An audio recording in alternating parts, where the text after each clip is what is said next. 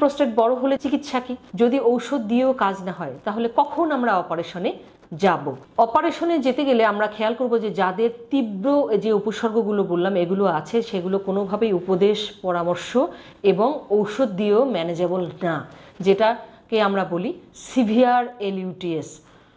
এরপর আসি, যদি প্রোস্টেট বড় হওয়ার কারণে প্রস্রাব আটকে যায় হঠাৎ করে এবং সেটি ক্যাথেটার দিয়ে রিলিভ করার পরে, কিছু ঔষধ দেবার পরেও ক্যাথেটার খুললে আবার আটকে যায়, এরকম কন্ডিশন হয়, রিফ্র্যাক্টরি রিটেনশন।